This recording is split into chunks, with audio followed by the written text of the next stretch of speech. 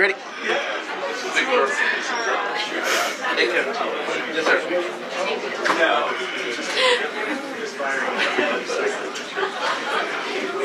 You're on here. No. Will. Is it? Yeah, this is my. The pool is the one of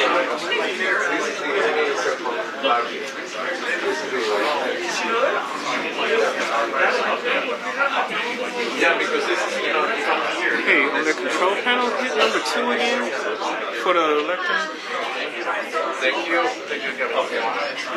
No.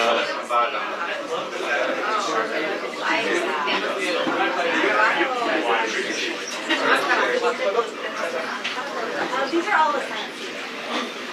They're all the science. But you're in one place. Hey guys, Peter's on his way.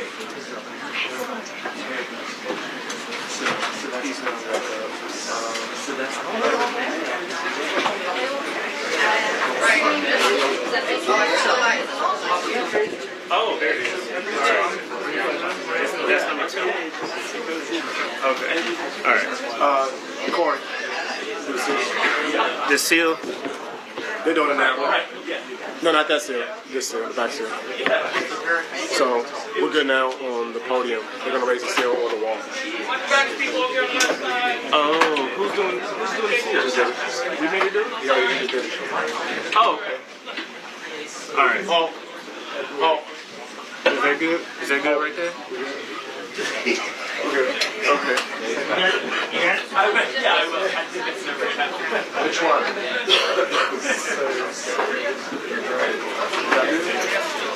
Rudy again? Rudy, raise your hand. Which one? Which hand? Rudy is. You see his fingers? Sorry. Yeah. So if we have a lot of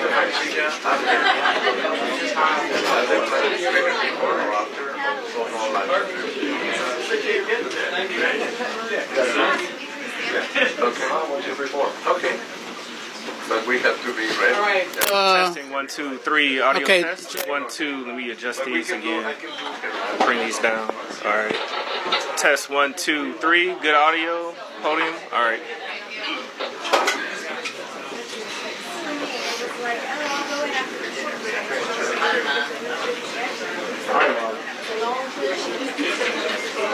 I'm gonna tell David. Actually, I'm playing with all of it.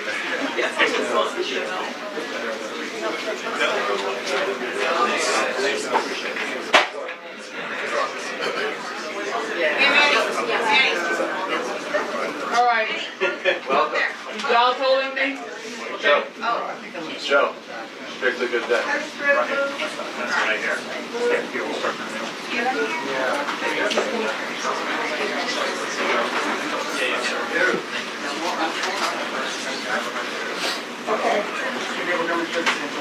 Okay. Hey, Peter, did you get a white balance? What? Okay. Yes, I'm here. Yes, I do. Thank you. Okay. I'm talking on the mic. 1, 2, 3. Okay, thank you.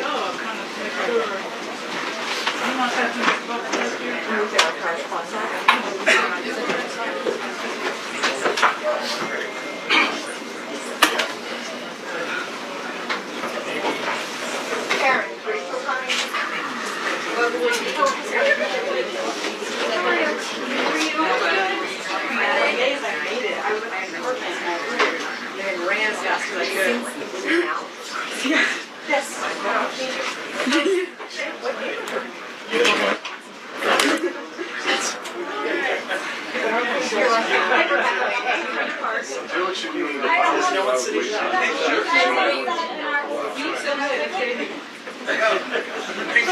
Picture him. You mind moving over just a little bit? Thank you. Yeah. You're welcome. Yeah, I didn't say I had to. It's a little different perspective. Well, it's leading into I will sit there, but people will move. The box seat or the same? Yeah. You guys got it.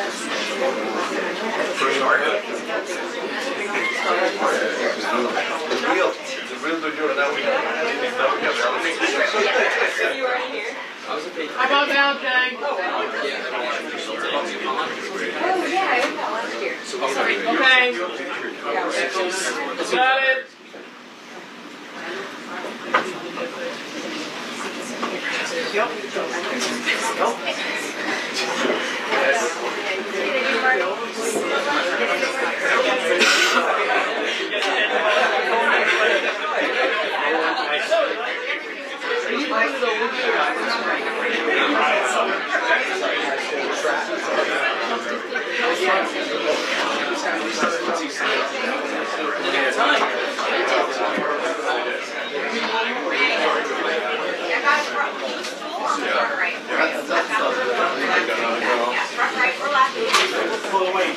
Sure.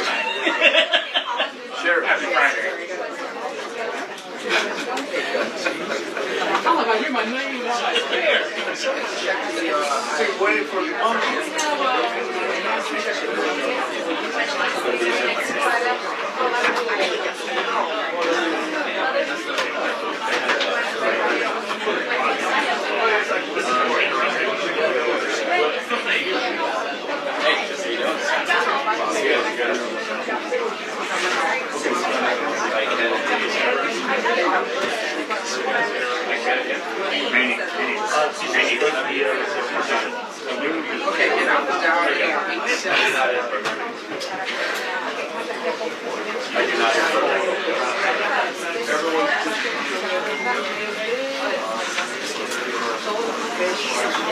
No, so I'm down.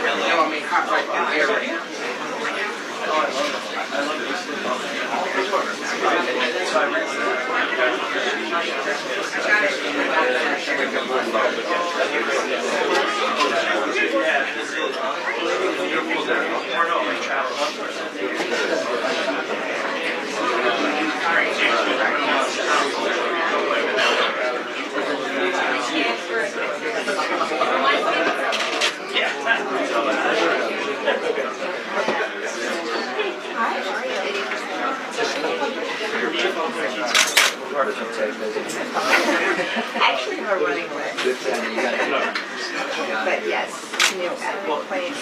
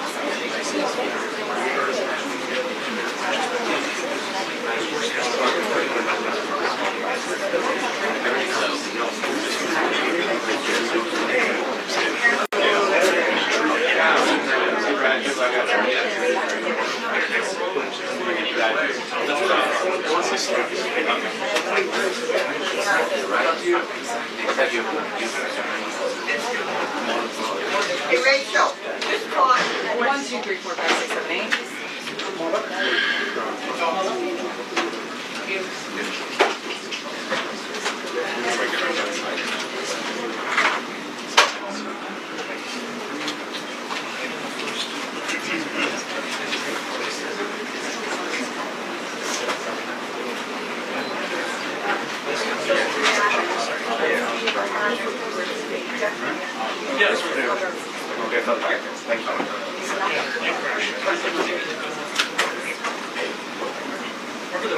Oh, yeah. You did it.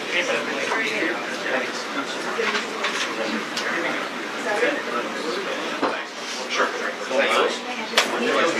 No, it's not fine. Es muy osado.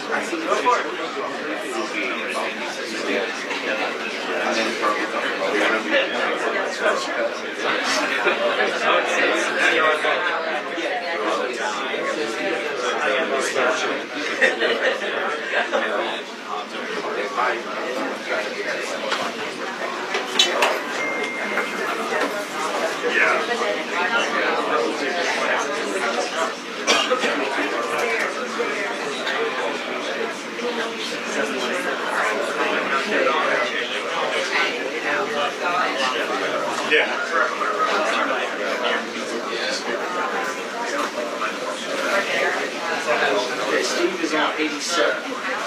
Cuts is on 87.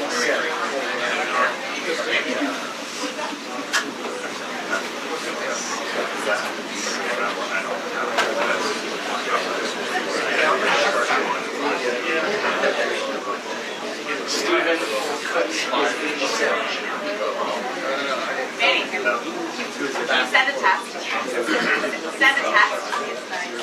Send a text.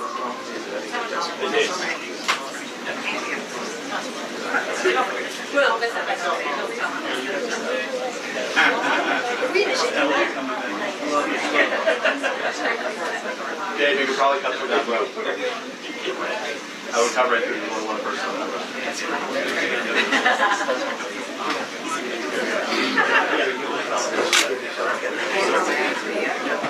Yeah.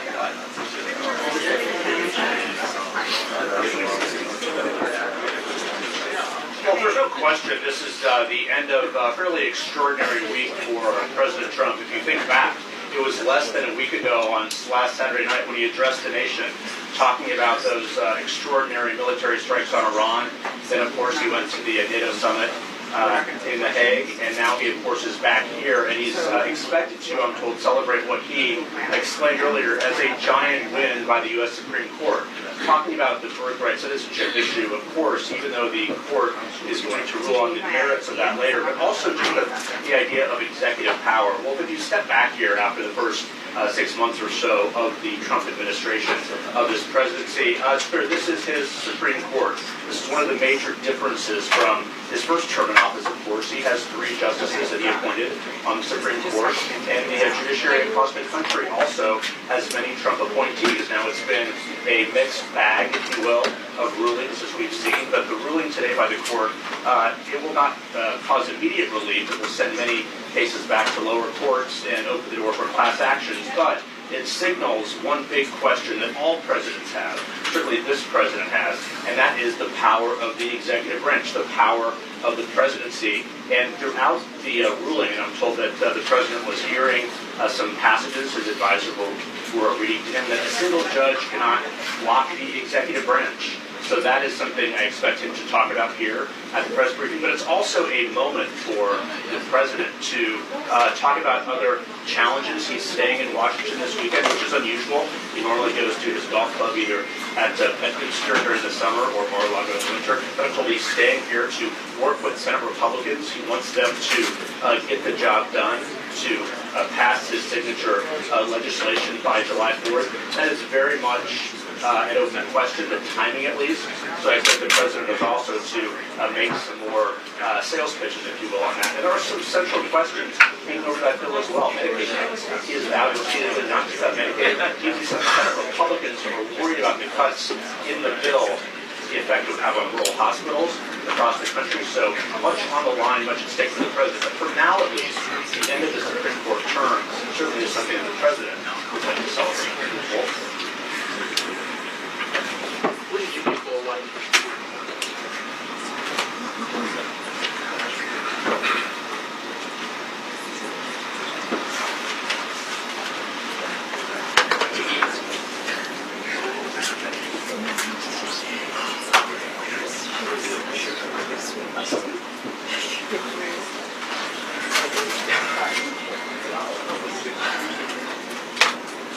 It is, Wolf. By my memory, at least, we can check this. I believe it's only the second time he has had a news briefing here in the White House briefing room. The first was in the early days of his presidency after the tragic plane crash at National Airport. He, of course, came in this briefing room and took questions. But you're right, he often does his exchanges with reporters, often on a near daily basis in the Oval Office or other places on this campus. But no, there's no doubt this is a different moment, but he wants to obviously talk about and celebrate what he sees as a giant win, as he put it on a Truth Social group earlier this morning, but also think of all that's happened again over the last week. It's extraordinary. And many questions for me about the radio delivery program, his foreign policy, as well as his domestic priorities as well. So it's a good, I guess, halfway mark of this first year in office for the president to come and take some questions. But we'll see if he does. Cool.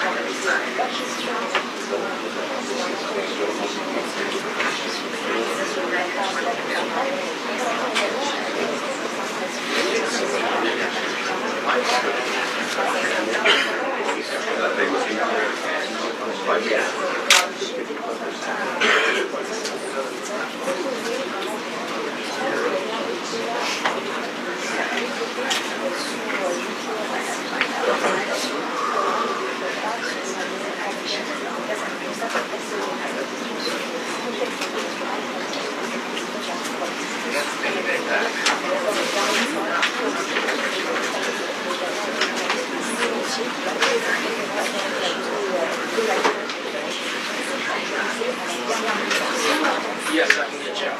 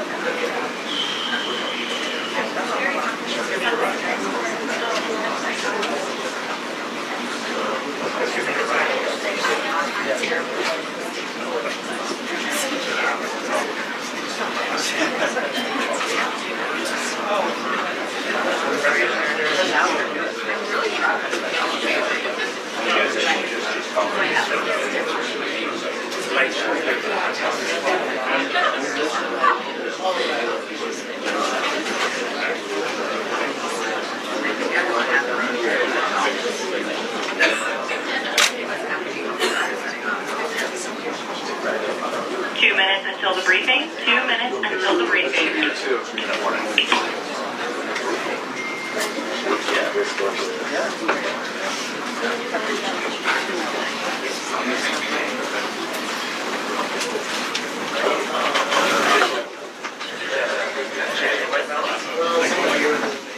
Sorry. No, the lights are on.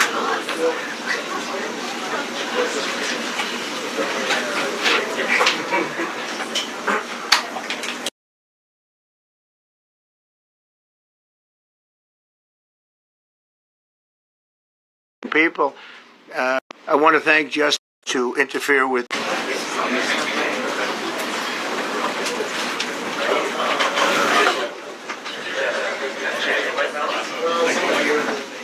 Sorry. No, the lights are on.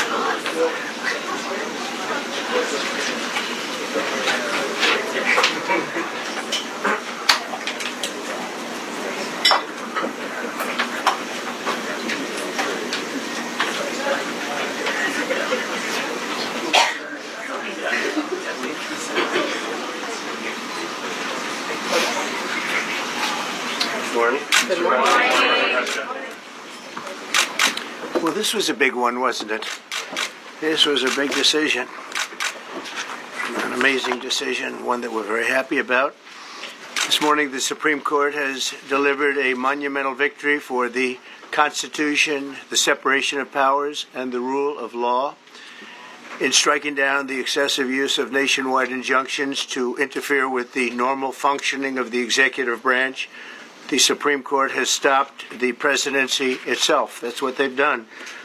And really, it's been an amazing period of time this last hour. There are people elated all over the country. I've seen such happiness and spirit. Sometimes you don't see that, but this case is very important. I was elected on a historic mandate, but in recent months we've seen a handful of radical left judges effectively try to overrule the rightful powers of the president to stop the American people from getting the policies that they voted for in record numbers. It was a grave threat to democracy, frankly, and instead of merely ruling on the immediate cases before them, these judges have attempted to dictate the law for the entire nation. In practice, this meant that if any one of the nearly 700 federal judges disagreed with the policy of a duly elected President of the United States, he or she could block that policy from going into effect or at least delay it for many years, tie it up in the court system. This was a colossal abuse of power which never occurred in American history prior to recent decades, and we've been hit with more nationwide injunctions than were issued in the entire 20th century together. Think of it, more than the entire 20th century, me. I'm grateful to the Supreme Court for stepping in and solving this very, very big and complex problem, and they've made it very simple. I want to thank Justice Barrett, who wrote the opinion brilliantly, as well as Chief Justice Roberts, and Justices Alito, Gorsuch, Kavanaugh, and Thomas. Great people. Thanks for this decision, and thanks to this decision, we can now promptly file to proceed with numerous policies that have been wrongly enjoined on a nationwide basis. And some of the cases we're talking about would be ending birthright citizenship, which now comes to the fore. That was meant for the babies of slaves. It wasn't meant for people trying to scam the system and come into the country on a vacation. This was, in fact, it was the same date, the exact same date, the end of the Civil War. It was meant for the babies of slaves, and it's so clean and so obvious. But this lets us go there and finally win that case, because hundreds of thousands of people are pouring into our country under birthright citizenship, and it wasn't meant for that reason. It was meant for the babies of slaves. So thanks to this decision, we can now promptly file to proceed with these numerous policies and those that have been wrongly enjoined on a nationwide basis, including birthright citizenship, ending sanctuary city funding, suspending refugee resettlement, freezing unnecessary funding, stopping federal taxpayers from paying for transgender surgeries, and numerous other priorities of the American people. We have so many of them. I have a whole list. I'm not going to bore you, and I'm going to have Pam get up and say a few words, but there's really, she can talk as long as she wants, because this is a very important decision. This is a decision that covers a tremendous amount of territory. But I want to just thank again the Supreme Court for this ruling. It's a giant. It's a giant. And they should be very proud, and our country should be very proud of the Supreme Court today. And with that, I'd like you to listen to the words of Pam Bondi. She's an incredible Attorney General. We're very proud of her. And as you know, Todd Blanche is with us, and we have so many others that worked on this case and other cases. And I think they're doing a great job. Pam, please say a few words. Thank you, President Trump. Thank you for fighting for all Americans. Americans are finally getting what they voted for. No longer will we have rogue judges striking down President Trump's policies across the entire nation. No longer. Today, in the 6-3 opinion, Justice Barrett correctly holds that the district court lacks authority to enter nationwide or universal injunctions. These lawless injunctions gave relief to everyone in the world instead of the parties before the court. As the Supreme Court held today, they turned district courts into the imperial judiciary. Active liberal judges have used these injunctions to block virtually all of President Trump's policies. To put this in perspective, there are 94 federal judicial districts. 5 of those districts throughout this country held 35 of the nationwide injunctions. Think about that. 94 districts, and 35 out of the 40 opinions with nationwide injunctions came from 5 liberal districts in this country. No longer. No longer. These injunctions have blocked our policies, from tariffs to military readiness to immigration to foreign affairs, fraud, abuse, and many other issues. The judges have tried to seize the executive branch's power, and they cannot do that. No longer. No longer. And on immigration, on a side note, today marks 2,711 arrests on these terrorists and these gangs. Total arrest today with HSI investigations, and thank you, Stephen Miller, Thank you to Homeland Security. Thank you to everyone working hand in hand with the FBI on all of these transnational gangs. TDA has been a huge terror to our country, as well as MS-13, as well as Sinaloa cartels. No longer. No longer. These injunctions have allowed district court judges to be emperors. They vetoed all of President Trump's power, and they cannot do that. This has been a bipartisan problem that has lasted 5 presidential terms, 5 different presidents, and it has ended today. We will continue to fight for President Trump's policies. I want to thank the Office of White House Counsel, Dave Warrington. You and your staff have been incredible. Our Solicitor General's office, John Sowers, Sarah Harris, and Todd Blanche and Emil Bovey. Todd's going to say a few words because we've had another major ruling today on transgender books and some other great wins that we've had. But no longer will they have this power in our country. It is the president's authority under his executive branch to do everything to fight for the American people, and he will continue to do that. That's why he was overwhelmingly elected. Thank you.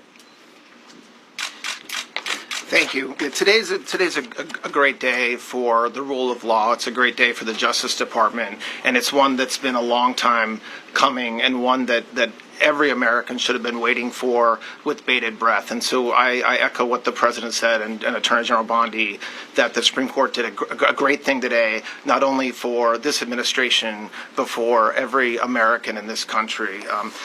If not for the injunctions case, we would be here talking about another great decision that came down today, the trans books case, which restores parents' rights to decide their child's education.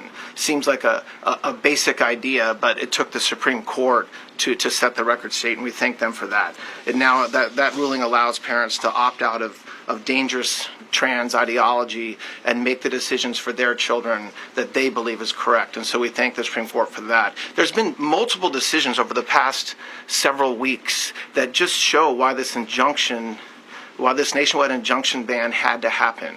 For example, what I mean by that is local district court judges issuing decisions that are clearly contrary to law just because they don't like the policy of President Trump. And when it gets to the Supreme Court has to correct it. But that takes time. The Attorney General thanked our lawyers, and I'll do it again. Our lawyers are working 24 hours a day, 7 days a week to fight these injunctions and to emergency appeals, emergency stays, going back to the district court judge, asking them to change their view. And so their hard work is really paying off today, but over the past few weeks. We had a stay of an order that prevented DHS from moving aliens to a third country. We had a stay of an order that stopped the Department of Defense from implementing military readiness, the EO that President Trump signed. We had another stay of an order forcing reinstatement of fired executive branch employees entirely within the President in Article 2, his right to do. We had a stay of, as you all know, of numerous DOJ cases. And again, every one of those stays requires a tremendous amount of work and effort by the lawyers and parties involved, and they should be doing other work. They should be doing the work that the President and this administration demands and has a right to demand, and not fighting these local judges who don't make decisions based on the law. They make decisions because they just simply don't agree with the administration's decision about a policy, and that's wrong. Thank you. Any questions? Yes, for Pam, please. Go ahead. Sure. Thank you, Madam Attorney General. So, as you know, the Supreme Court did not rule on the underlying constitutionality of the President's birthright citizenship order. So, what is the plan now? Are you going to try to implement the EO just in states where there isn't a legal challenge? Yes, so birthright citizenship will be decided in October in the next session by the Supreme Court, unless it comes down in the next few minutes. I guess it could come down. I think they're still deliberating right now on some cases. As you heard, we just got transgender books, which is a huge win. But most likely, that will be decided in October in the next session. However, it indirectly impacts us because, as you correctly pointed out, if there's a birthright citizenship case in Oregon, it will only affect the plaintiff in Oregon, not the entire country. So yes, it's indirectly, but that's pending litigation, and we're waiting on that in the next term. And how concerned are you that the Supreme Court will come back and determine that the executive order is unconstitutional? Oh, we're very confident in the Supreme Court. But again, it's pending litigation, and that will directly be determined in October, but it indirectly impacts every case in this country, and we're thrilled with their decision today. Peter. Madam Attorney General, thank you for being here to take our questions. A couple questions to the both of you. The EO had a 30-day grace period before it goes into effect. Is there any thought about trying to make it effective immediately within that period of time? We're going to follow the law. We're going to make those decisions, and we're going to do what's right in the bounds of the law. And then the DOJ didn't ask the justices to rule on the merits of the birthright citizenship ban. Just for explanation purposes, why? Sure, because that's going to come down in October in the separate. This was huge because it's indirectly impacted today. As I said, it's case by case. Let me reiterate, of the 35 of the 40 nationwide injunctions filed against this president, against his executive authority as president of the United States, 35 of them came from Maryland, D.C., Massachusetts, California, Washington. I mean, that's crazy. These 5 districts. So yes, it indirectly impacts us. It will be a separate decision in October. Next question. Thank you, Mr. President. A question for you, sir. Do you believe this ends the power of the lower court judges to stop your agenda? Do you see this as a full green light for your agenda going forward? Well, you'd have to really speak to the lawyers about that. But this is really also a decision based on common sense. It didn't work the other way. It was a disaster where somebody from a certain location in a very liberal state or a liberal judge or a liberal group of judges could tie up a whole country for years because their decision would sometimes take years to overturn. We've overturned many of the decisions, but it would take years to do it. And we have to act quickly. When it comes to illegal immigration, we have murderers, killers, we have drug dealers, we have what they've allowed to come into our country. Should never be forgotten. It should never be forgotten what they've done to our country, and we have to be able to act very quickly, and we're going to do that. Thank you. Justice Amy Coney Barrett, sir, I know that you praised her and her opinion here in this case. She has taken some heat, though, from some of your supporters who have labeled her weak, a squishy, a rattled law professor. What is your take on that? I don't know about that. I just have great respect for her. I always have, and her decision was brilliantly written today. From all accounts, yeah. Transgender relations, President. What would you say to Americans who fear that this is more and more concentration of power in the White House and the executive? Well, this really brings back the Constitution. This is what it's all about, and this is really the opposite of that. I mean, the question is fine, but it's the opposite. The Constitution has been brought back. Thank you so much, President Trump. Illegal crossings in the border are 0 now. 0. Does everyone hear that? 0. Trump 2028. Do you intend, President Trump? Who's that guy? I like him. He's working the cameras. With this new reality, President Trump, in the border, do you intend to engage personally with leaders from South America, not only Central America, sure. in order to tackle this situation in a regional way, and if you have a perspective of meeting some presidents from South America, as Brazil, for example? Well, you see, as an example, not South America, but NATO over the weekend. Yeah. They have great respect for our country now. They did things that nobody thought was possible. They took funding from 2% to 5%. Nobody thought they'd ever pay the 2%, and now they're paying the 5%. It's over $1 trillion more a year. Think of that, $1 trillion. Nobody thought that could happen. That's a different group of people, different countries. But we get along with a lot of countries. We are respected again. Our country, the U.S., is respected again. Was not respected 6 months ago. I can tell you. Can we ask about the big beautiful bill? Yeah, go ahead, please. Yeah, Mr. President, you have a deadline coming up on trade in 2 weeks. Which countries, if On any, what? on trade, on tariffs, Yeah. sir? Which countries, if any, are close to agreements with the administration? Well, that's an interesting question.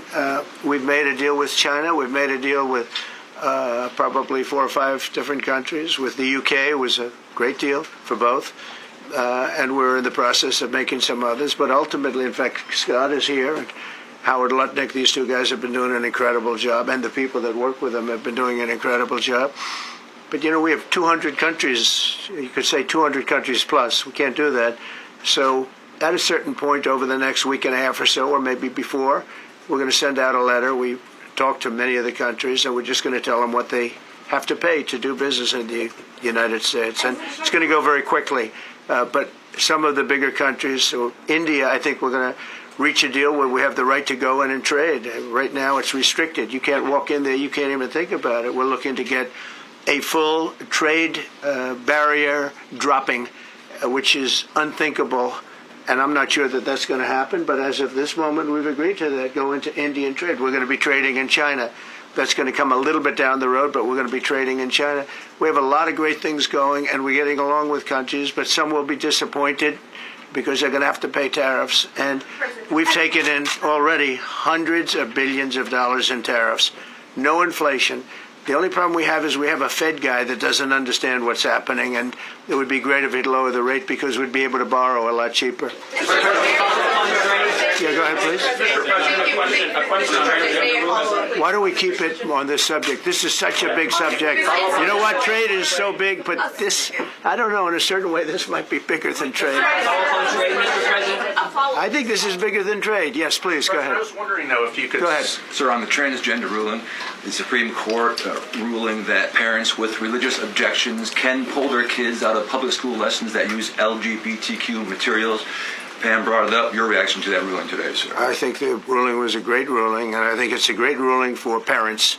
It's really a ruling for parents. They lost control of the schools. They lost control of their child. And this is a tremendous victory for parents. And I'm not surprised by it, but I am surprised that it went this far. It took us to bring life back to normal. So it's wonderful. It's parental. And I kept saying, we will give you back your parental rights. They were taken away, and this is a tremendous victory for parents. Yeah. Mr. President, if you look at back at the last week, it's been extraordinary in terms of the action in the Middle East. You were at The Hague. I'm wondering now, hell of a week, hasn't it? I'm wondering now if you believe that Iran...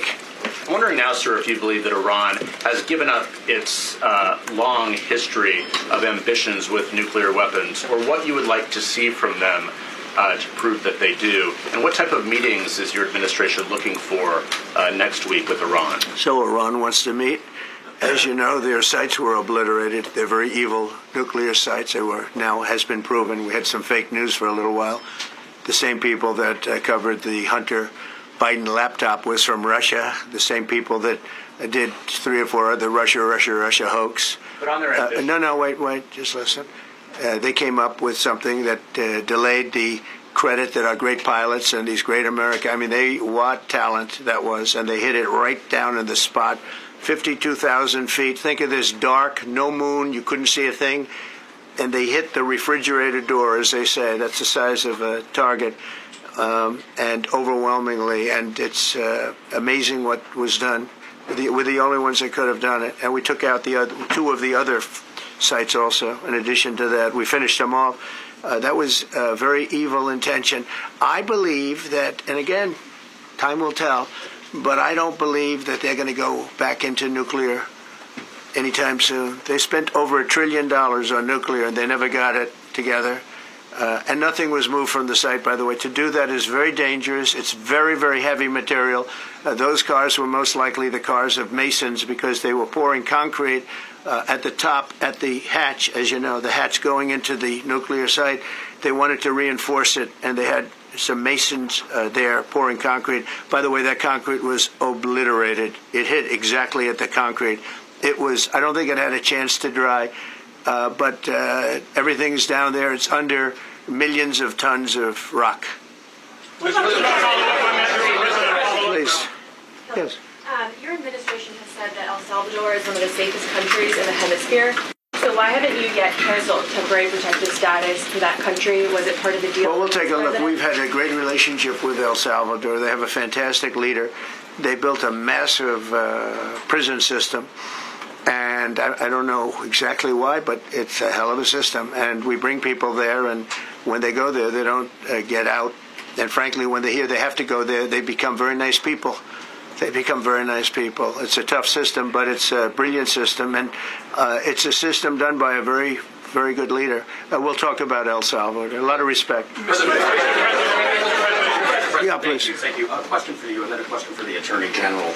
As you go into negotiations and talks with Iran, are you demanding not only that there would be no uranium production inside of Iran, but also that Iran would turn over all existing stockpiles of uranium? Well, we're a little early for that, but something like that, yeah, we'll do something like that. Let me say that I've been saying for 25 years, even as a civilian, you cannot let them have a nuclear weapon, and that's what happened. It's been obliterated. It would be years before they could ever get going, and I really think it's probably the last thing. They have to recover from a hell of a tough war. Would you also be demanding that the IAEA have full rights to inspect in Iran? Or somebody, yeah, or somebody that we respect, and including ourselves. And a question for both the President and the Attorney General. Under birthright citizenship, if this is implemented, who would be tasked with actually vetting citizenship? And how, would this be a situation where you have nurses and doctors checking for citizenship of parents, or? This is all pending litigation. It's going to be decided in October by the Supreme Court, and we'll discuss that after the litigation. If you have an undocumented baby, would that baby then be an enforcement priority? The violent criminals in our country are the priority now. Let me put it in perspective. Today marked the 2,711th arrest in our country of TDA members. Just TDA. Everyone in this room agrees they are one of the most violent criminal organizations in the world. And the Biden administration let them walk into our country for the last 4 years. 2,711 of them today have been arrested in our country. That is the priority of Donald Trump. That is the priority of this country, of Homeland Security, of all of our lawyers, of FBI. That's the priority. That will be discussed in October when the Supreme Court hopefully rules in our favor, and we're very confident of that. But you should all feel safer now that President Trump can deport all of these gangs, and not one district court judge can think they're an emperor over this administration and his executive powers, and why the people of the United States elected him. I just might add one thing, and they used birthright citizenship, some of the worst people, some of the cartels, to get people into our country, just so you know. And again, I say, if you look at the end of the Civil War, the 1800s, it was a very turbulent time. If you take the end day, was it 1869 or whatever, but you take that exact day, that's when the case was filed. And the case ended shortly thereafter. This had to do with the babies of slaves, very, very obviously. And I think we're going to win. I don't think they went about discussing it right. I came along and we looked and we said, wait a minute, this is wrong. We've been looking at birthright citizenship wrong for years, but they've used it. The cartels have used birthright citizenship to get very bad people in, and what Pam's doing and what Todd and everybody else, what they're doing at DOJ and all over, FBI, ICE, Border Patrol, these are incredible people. They're trying to keep our country safe, and they don't want to have people come in. This is just another way that they get illegal immigrants into our country, and in some cases, very, very bad ones. Go ahead. Thank you, Mr. President. On your tax bill, if I could for a moment, senators are racing to rewrite parts of it right now after the Senate parliamentarian ruled that sections of it were outside of the process that they're using to get this through. Do you think that senators should respect the decisions of the parliamentarian? And what have you personally done in the last 48 hours to try and get Republican senators who are against the bill to a yes? Well, look, it's a great bill. It's a massive tax cut. If it's not approved, your taxes will go up by 68%. Think of that, 68, a record, the highest in the history. The Democrats won't approve it only because politically it's so good for the Republicans. The Democrats aren't approving it. But think of what they're not approving. They're not approving border security. We've done a great job at the border, but we have to add some wall. We have to do various things. We have no money for that. We have no money for the border. We have no money for so many things. But if the Democrats, it'd be interesting to see if we get any Democrat votes. We should. If I were a Democrat, I would absolutely, maybe Fetterman, because he seems to be the most sensible one lately. If I were a Democrat, I would vote for this bill all day long because it's tax cuts and so many other things that are common sense. They're basic things. I think they're doing fine. The parliamentarian's been a little difficult, and I would say that I disagree with the parliamentarian on some things, and on other ways he's been fine. But we'll have to see. It's a big issue. I will tell you this: if that bill doesn't pass, the country will get a 68% tax increase. So think of this: you're a Democrat and you vote against it. That means you're voting in favor, because essentially you're voting in favor of the largest tax hike in the history of our country. And you can't do that. In addition, we're cutting costs by $1.7 trillion, and it won't affect anybody. It's just fraud, waste, and abuse. Mr. President, a leading global economist just did a 180 and says your tariff plan, you may have outsmarted everybody with it. What is your message? I love this. I love this question. This is the favorite. This is the best question I've ever been asked, because I've been going through abuse for years on this. Because as you know, we're taking in hundreds of billions of dollars, no inflation whatsoever. But Mr. President, what is your message to critics who think your tariff plan will cause a recession? I think they should go back to business school. It's so obvious. It's so obvious. I mean, we're taking in billions and billions of dollars from China and a lot of other countries. We took in, I had a call from somebody in the House, and a high official. Sir, we have a problem. We don't know what to do. The books are a mess. I said, what do you mean by the books? The books, the money coming in. It's so terrible. I figured, oh boy, what's this? I don't like this question. I said, so what seems, there's so much money coming in, and there must be some kind of an accounting mistake, because we have hundreds of billions of dollars more money than we thought. I said, do me a favor, go check call me back. You have to call me back. Check the tariff column. He calls me back 2 hours later, says, you're right. We took in $88 billion in tariffs. They have so much money coming in. But more important than the money coming in, we have companies coming in, factories coming in, auto plants being built. AI is being built here instead of being built all over Europe and Asia.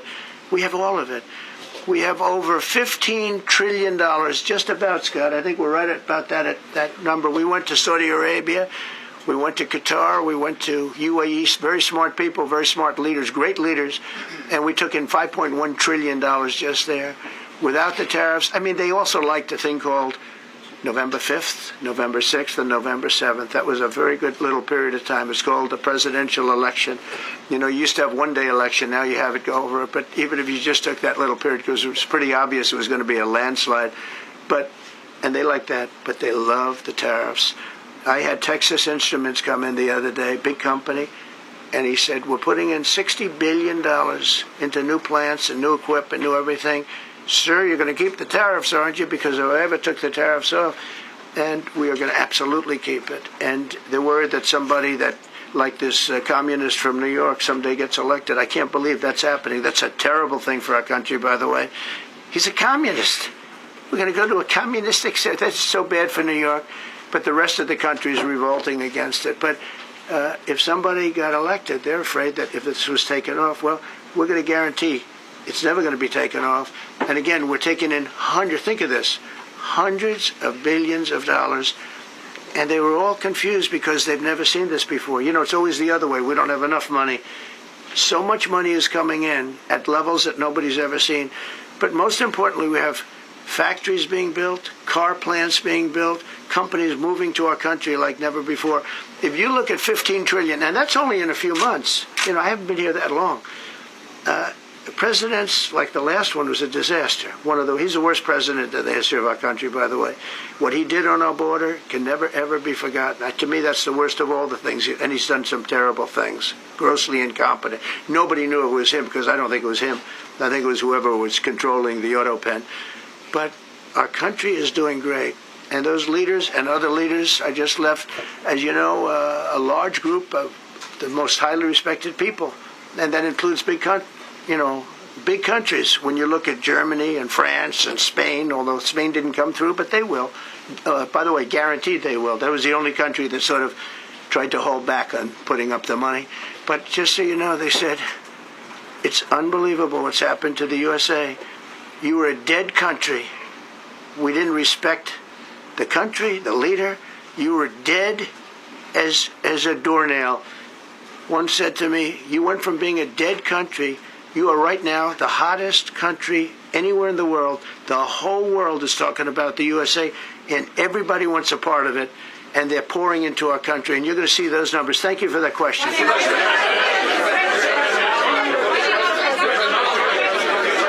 Yeah, go ahead.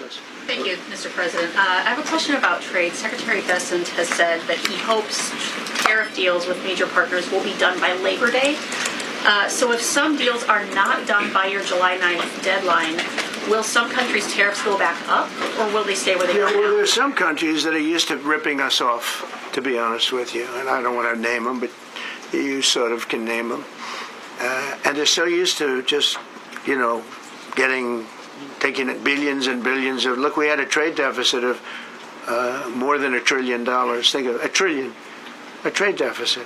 That's because nobody cared. We cared a lot when, I took in hundreds of billions of dollars in tariff. We had the greatest economy in history up until now. I think we're going to blow it away. But during my time, and especially prior to COVID, we had the greatest economy in the history of our country. I think we're going to blow it away now based on the kind of numbers that we're seeing. But some countries are very angry because they've been ripping us off for years. They've been making billions and billions of dollars. There was nobody to negotiate with. They could do whatever they want. They charge us tariffs, by the way, at numbers that we've never seen before. And we ended up losing much more than $1 trillion a year. $1 trillion a year on trade. And now they're being met with a force that's far greater than them, and they don't like it. So they're upset because instead of making, $5 billion, they're going to break even. Or they'll make a little bit. I want to be nice. They'll make a little bit. Or we'll make a little bit. It's a big difference. Yeah, please go. Go ahead. Red dress. On the 2020 election, is there any more information on the special prosecutor? So many Americans still have questions about the 2020 election. And speaking of rogue judges, would you consider appointing somebody at DOJ maybe to investigate the judges that allowed for the political persecution of you, your family, and your supporters during the Biden administration? I love you. Who are you? I'm Kara from Lindell TV. Well, that's just a very nice question. And it's not a setup. I have no idea who you are, but I appreciate that question. All I can say is we're not here for that. I hope so. I hope they're doing a thing because that election was rigged and stolen, and we can't allow that to happen. A lot of people tell me, sir, you just won the greatest election in the history of our country. You won at numbers that won all 7 swing states, won the popular vote, won everything. Sir, go on with your life. And many people that say that, good people, friends of mine, then you have people that say that same thing, go on with your life, but you have to find out what happened because you can't let that happen again. Look at what this lunatic did. Look at what he did. He opened our borders to people that were murderers, 11,888 to be exact, murderers. And we've captured many of those murderers, and we're bringing them back. Or some of them are so dangerous that we don't even want to bring them back. We're afraid they're going to try and come back in. But he allowed people to come into this country, people from mental institutions, insane asylums. That's a mental institution on steroids. People from mental institutions, gang members, drug dealers, people, jails being emptied out into our country. Venezuela emptied out almost its entire prison population into our country. But I don't want to blame them. Many countries have done that. The Congo, we have a great press conference coming up later, and it's the Congo and Rwanda. They were fighting for years, and it was machetes, it was vicious. It was as vicious, people's heads being chopped off. And I have a man who's very good in that part of the world, very smart, and put them together. And we're signing a peace treaty today. First time in many years they're going to have peace. And it's a big deal. We talk about Russia, and we're working that one. President Putin called up, and he said, I'd love to help you with Iran. I said, do me a favor. I'll handle Iran. Help me with Russia. We got to get that one settled. And I think something's going to happen there. But we did some great work. India and Pakistan. That was going to be maybe nuclear. We did that. We did a lot of work. I don't know if there's ever been a president that's done much more. Serbia, Kosovo was going to go at it. Going to be a big war. I said, you go at it. There's no trade with the United States. They said, well, maybe we won't go at it. That's what happened with India and Pakistan. I was negotiating with both of them, and I said to Scott, I said to Howard, cancel all deals with India and Pakistan. They're not trading with us because they're in a war. They called back, what do we do? I said, look, you want to have trade with the United States, it's great. But you want to go and start using nuclear weapons on each other, we're not going to allow that. And they both agreed. Both have great leaders. They both agreed not to do it. So we did a lot, but I appreciate that question.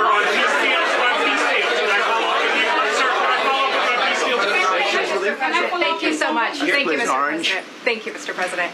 I was just speaking with Senator Ron Johnson on the One Big Beautiful Bill, and he says he really wants to get to yes for you and get this accomplished. He does. He's a good man. But he also said that he needs more time, and he is not certain that the July 4th deadline is possible. Well, then he's not such a good man. Because there's too much work to do. He's a good man. Ron Johnson's doing a good job. He's very committed. Every Republican senator is committed. And, you know, you could have a couple of grandstanders, in all fairness. You could have somebody else. And it's very dangerous because our country would go from being the most successful country in the world to who knows what happens with a 68%. Think of it, 68% tax increase. That was given by the Democrats because they like high taxes. I don't know what happened. You know, all my life, I'd grow up and I'd watch politicians talking. I'd say, oh, that's fun. And they were always saying, we will cut your taxes. We will cut your tax. I never heard it. They say, we will raise your taxes. And they elect people like this guy in New York that maybe has a chance. I find it hard to believe, but he maybe has a chance. They want to raise your taxes. So they want to see a 68% tax increase. That's more money than anybody could afford. You'd go into a depression if that ever happened. So I think there's a lot of pressure to get that approved. Is the July 4th deadline to you? If it's important. It's not the end all. It can go longer, but we'd like to get it done by that time, if possible. And look, we have a lot of very committed people, and they feel very strongly about a subjects that you're not even thinking about that are important to Republicans. The problem we have is that it's a great bill. It's a popular bill, but we'll get no Democrats only because they don't want to vote for Trump. If that bill was their bill, oh, they would be so happy. It's so great for our military. It's great for everything. And they would normally vote, but because their hatred of Trump, they have Trump derangement syndrome at levels never seen before. And instead of voting for a tax cut, they're voting for a tax increase of 68%. They're voting to destroy Social Security, destroy Medicare, and destroy Medicaid. And we're voting to make them perfect and to make them better, make them stronger and better. They're going to destroy Medicaid and they're going to destroy Medicare, and Social Security will follow. If you vote for the Democrats, you're dead on those three things. Thank you, Mr. President. On a related subject, many Democrats have said that they are not going to support crypto bills in Congress only because of you and your family's personal crypto ventures. And these votes are in some cases needed to pass. Are you open to the idea of pulling away from your personal crypto ventures just for the next few years if that helps get these crypto bills passed in the next few months? Well, it's a very funny thing, crypto. So I became a fan of crypto, and to me it's an industry. I view it as an industry, and I'm president. And if we didn't have it, China would, or somebody else would, but most likely China. China would love to. And we've dominated that industry. It's a big industry, by the way. In fact, when the stock market went down recently, crypto and Bitcoin and all of that went down much less than anybody else as a group. And we've created a very powerful industry, and that's much more important than anything that we invest in. We invest in it, but really that was an industry that wasn't doing particularly well. I got involved with it a couple of years ago, and before the second term. I got involved before I decided to run. I only decided to run because I saw what was happening, and Biden was incompetent, and the administration was crooked and incompetent. And I was in Bitcoin then, not knowing if I was going to do it a third time. So it's become amazing. I mean, it's the jobs that it produces. And I notice more and more you pay in Bitcoin. I mean, people are saying it takes a lot of pressure off the dollar. And it's a great thing for our country. So I don't care about investing. You know, I have kids and they invest in different things. They do believe in it. But I'm president, and what I did do there is build an industry that's very important. And, you know, if we didn't have it, China would. Okay. Sir, Mr. President. Go ahead. With the glasses, gentlemen. Go ahead, please. Go ahead. Thank you, Mr. President. So, are you going to cut funds in the sanctuary states, like, for instance, California, that keep supporting illegal immigration, and then these people work under Yeah, we're the giving them a table? hard time. And also, in a foreign policy question. I mean, they don't have a governor in California. They have a man that wants to give away everything to people that nobody's seen before. If we didn't go into Los Angeles with the military, which did a fantastic job, but if we didn't go into Los Angeles bringing in the National Guard, I would have brought the military if it was necessary, because you have to. We have the right to. That was another thing upheld by the Supreme Court. But if we didn't go in with the National Guard and be strong and tough, you wouldn't maybe have Los Angeles. It would be like the rest of California, the rest of Los Angeles. They lost 25,000 houses in a fire. They should have lost none. You know, I sent the water down. I had to break into their water supply because they just refused to do it. They're crazy. There's something wrong with them. They have plenty of water. They don't have droughts or anything. They have plenty. We let it come down from the Pacific Northwest.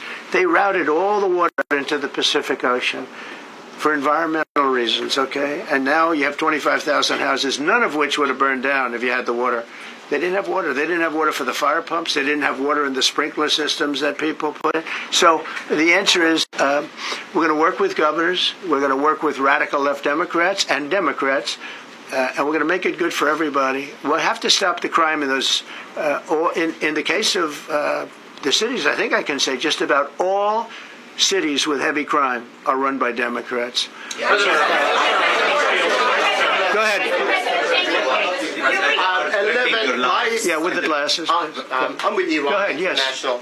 Yeah, no, the man behind you, yeah, please. President Trump, Anthony Marshak from Amphibian, Lebanon. I want to ask you regarding the threats posed by Iran's allies and proxies operating in the U.S. They were threatening your life. So what do you say about that? And regarding the Lebanon, because Hezbollah is as well part of Iran's allies, is there any time frame in Lebanon regarding disarming Hezbollah in Lebanon? Yeah, Lebanon is a great place with brilliant people. You know, it was known for the professors and doctors and had an incredible history. And hopefully we can bring it back again. I just appointed a friend of mine who's Lebanese. And I didn't know he was Lebanese. I've known him for 20 years. Very, very successful man. And I just appointed him. And I said, why would you want that? He said, because I was born there. I was raised there. I love it. I love it so much. I said, you know, it's very dangerous going to Lebanon as ambassador. And he said, that's what they say, but I don't care about danger. I mean, this is a guy that is just a very big business guy. He wants to give up his whole life to go to Lebanon because he believes in it so much. We're with Lebanon all the way. We'll try and straighten it out. Your life as well. So what actions? Threaten my life? Yeah, they have threatened. I get that throbbing feeling every once in a while. Get that throbbing feeling, but you know what? That's okay. This is a dangerous business. What I do is a dangerous business. You know, I tell the story of the car companies and different people in different professions you have. Race car drivers, as an example. 0.1% die. Bull riders, 0.1%. That's not a lot, but it's people die. When you're president, it's about 5%. If somebody would have told me that, maybe I wouldn't have run. Okay? This is a very dangerous profession.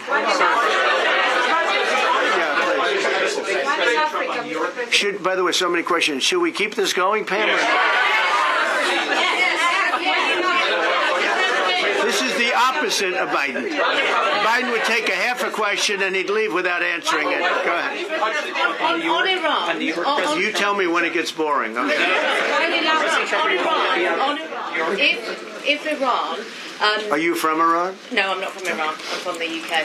But if the intelligence reports conclude that Iran can enrich uranium to a level that concerns you, would you consider bombing the country again? Without question, absolutely. And have you had any Turned out to be unbelievable.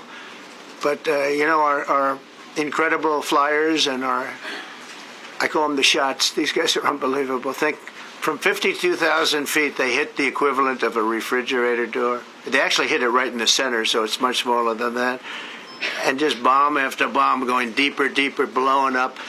Incredible, incredible thing. I don't know if you heard the general. He was very impressive. Raisin Cane. You know, he's the one that beat ISIS for me. And he did it in a matter of weeks. And I was told it was going to take 4 or 5 years. And when I got this job, I always said, if I get this job, I'm going to put that guy as the head of the Joint Chiefs of Staff. And Dan Kane, and he, when I heard his name was Raisin, his nickname is Raisin Kane. I said, you got to be kidding. So I liked him right from the beginning. But he knocked out ISIS in a time that nobody ever thought possible. And when this attack was completed and so successful, I said, now I know how you knocked out ISIS so quickly. But we have the best people, we have the best equipment in the world. You know, I rebuilt the military during my 4 years, during my other term. We have the best equipment in the world. The problem is we gave away, you know, a lot of it, but small, relatively speaking. We gave a lot of it away to Afghanistan. Shouldn't have happened. That just shows how incompetent they were. They gave all that equipment away, billions and billions of dollars worth. Shouldn't have happened. But that was small compared to what we have. Now we have a great military with great people. Okay. Yeah, please. Mr. President, congratulations. A couple of very different questions. One is Rwanda, 1994. As you grew up in New York, we all knew how horrific those attacks were.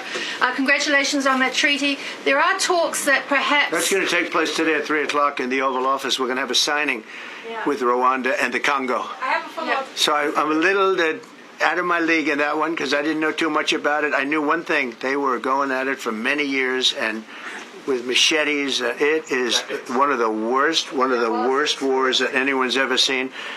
And I just happened to have somebody that was able to get it settled. I mean, just a brilliant person who is very comfortable in that part of the world. It's a very dangerous part of the world. I said, are you uncomfortable there?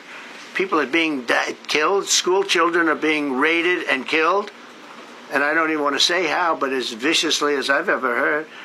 Are you uncomfortable? No, that's the part of the world that I know. Very comfortable. Was able to get them together and sell it. And not only that, we're getting for the United States a lot of the mineral rights from the Congo as part of it. They're so honored to be here. They never thought they'd be coming to. Look, this is a very tough part of the world. They never thought, they were just telling me, they never thought they'd ever be coming to the White House, and they're so honored. And so we're going to give them a great big reception, but that's after many years of fighting. It's a great thing. That's at 3 o'clock, I believe. Sir, are you concerned at all about secret nuclear sites in Iran? You talked about maybe just secret nuclear sites? Yes, that there might be some of Not really. Can I tell you? They're exhausted.